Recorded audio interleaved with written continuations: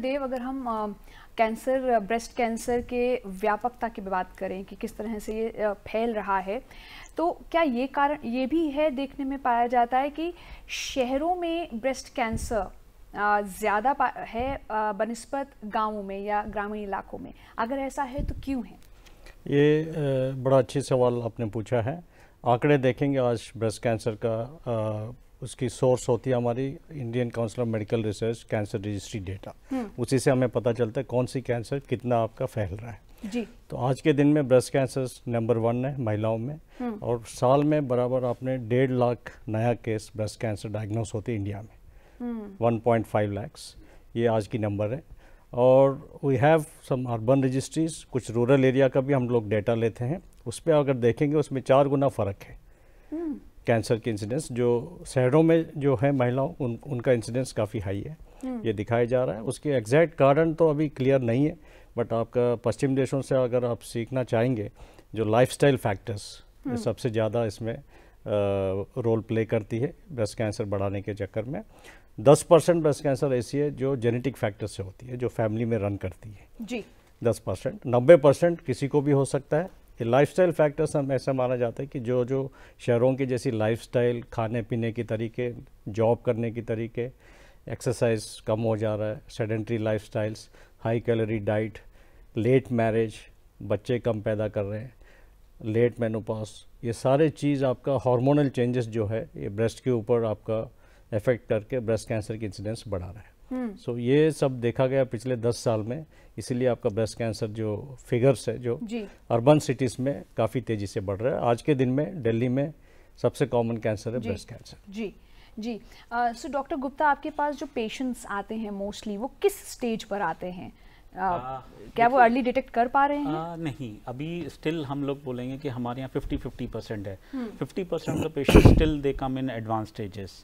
हाँ, 50% पेशेंट जो हैं वो अर्ली स्टेज पे आते हैं, जिनका हम ब्रेस्ट कंजर्विंग कर सकते हैं या ब्रेस्ट बचा पाते हैं। अब बाद में उनको रेडिएशन या कीमोथेरेपी दिया जाता है, लेकिन 50% पेशेंट्स अभी भी हमारे पास एडवांस स्टेजेस में आते हैं, जहाँ पे उनका अभाव है। यस, जानकारी का अभाव है, या लेट पता चलता है, या कुछ इलाज कराने में वो असंभव हैं, या कुछ दूसरे तरह के देसी घरेलू इलाज में लग जाते हैं, तो पेशेंट लेट आ जाते हैं हॉस्पिटल में।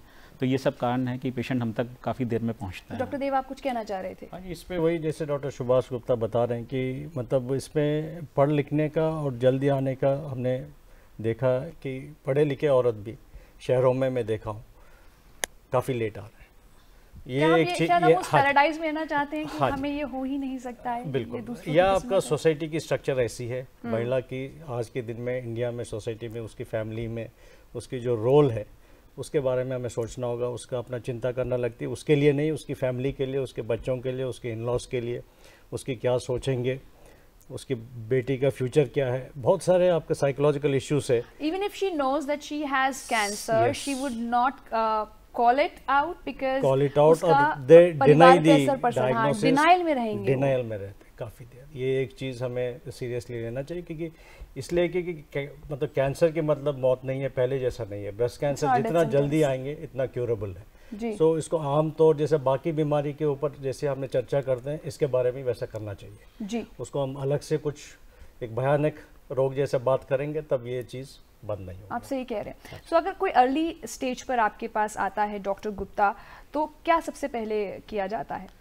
अगर कोई अर्ली स्टेज पे आता है, सबसे पहले तो अगर किसी को गांठ का या शक होता है तो हम उसको एग्जामिन करते हैं जी। तो अगर उसके बाद उसमें महिला का एक मैमोग्राम करके जांच होती है। मैमोग्राम में अगर कोई गांठ हमें दिखाई देती है जिसमें हमें कैंसर का डाउट होता है तो फिर एक हम ट्रू कट बायोप्सी बोलते हैं, एक बायोप्सी ले ली जाती है, जिससे पता चल जाता है कि इनको कैंसर है या नहीं। अगर उनको कैंसर है तो फिर वो उसकी स्टेजिंग की जाती है बाकायदा एक्सरे चेस्ट करके और जांचें करके, और स्टेज के अकॉर्डिंगली उनको ट्रीट किया जाता है। जैसे मैंने बताया था कि अगर वो अर्ली स्टेजेस में आते हैं और उनका ब्रेस्ट कंजर्विंग डायरेक्टली पॉसिबल है तो ब्रेस्ट कंजर्विंग करके उनका ऑपरेशन किया जाता है। बाद में उनको रेडिएशन दी जाती है और कीमोथेरेपी दी जाती है अकॉर्डिंगली। और how long is the treatment?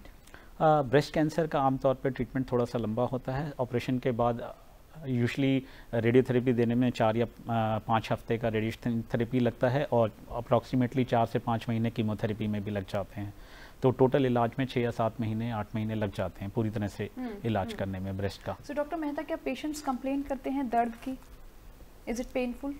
Treatment? या आई डोंट थिंक सो, नहीं। ना कीमो के बाद कुछ उसके साइड इफेक्ट्स रहते हैं डॉक्टर देव, या आप बताएंगे सर? देखिए, ऐसा तो कुछ कोई मेडिसिन में इलाज नहीं है जिसका साइड इफेक्ट ना हो। साइड इफेक्ट्स हर इलाज का है, तो साइड इफेक्ट्स कीमो के भी होते हैं, बट मोस्ट हद तक जो एप्रीहेंशन होती है वो उसको ज़्यादा होती है। They are mostly manageable side effects होते हैं। कुछ कीमोथेरेपी से नौशिया, वॉमिटिंग हो सकती है, कोई इन्फेक्शन के चांसेस थोड़े से बढ़ सकते हैं, बट डॉक्टर को ये मालूम होता है और वो आपको उस तरह से हिदायत देता है कि आपको क्या क्या सावधानी बरतनी है, जिससे कि आमतौर पे most of the females do not have any problem taking